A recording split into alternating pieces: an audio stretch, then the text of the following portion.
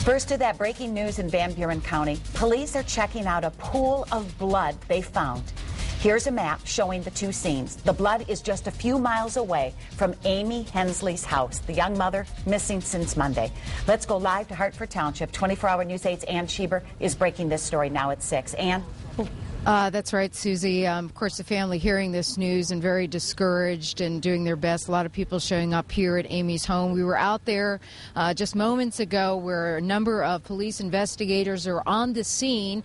There is a camper in front, and we understand that the person in question lives in that particular unit, and there are more facilities in the back, about a quarter-mile back, where they are also investigating. We could not get back that far. A deputy did confirm to me that they did find blood on the scene, but again, no DNA evidence yet where the source of that blood is. But and they also believe that the suspect, the person they're looking for, is at large. Now, we did get a report of somebody leaving the scene with a bag covered over their head, but we were unable to confirm who that person was. The property is listed as owned by Philip and Richard Beebe. The family tells us they are related to Jim Henslee, Amy's husband, and they believe that he has a criminal record, and we're going to be checking into that and trying to find out as much information. But this person is related to those property owners, so we're not clear yet who the actual person is. We were told that his name is BJ or JR, and we're trying to get to the bottom of that. So as soon as we'll keep you posted as soon as we find out more. A lot of news happening as it unfolds within this hour. For now, we're live in Hartford. Ann Schieber, 24-hour News 8. Okay, Ann, thank you.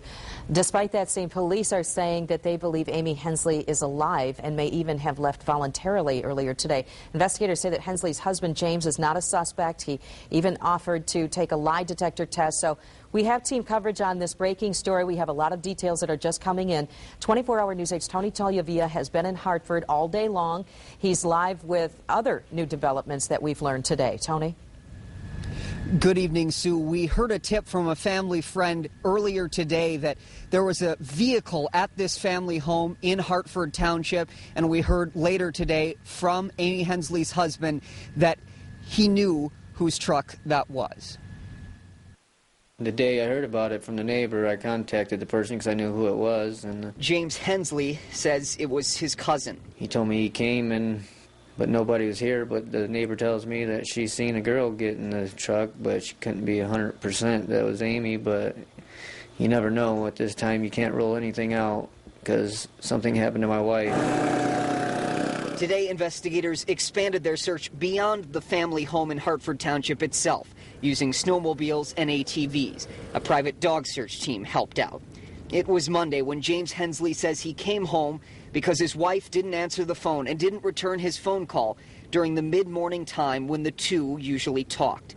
He says she still wasn't home when their two sons got home from school. When the bus got here and the kids got off and still no Amy, that's when they decided it's time to call authorities, because she don't not forget about her kids. Never. I mean, the older boy, he don't show as much emotion as the younger one, so the younger one seems to take it a little harder, and they need their mama.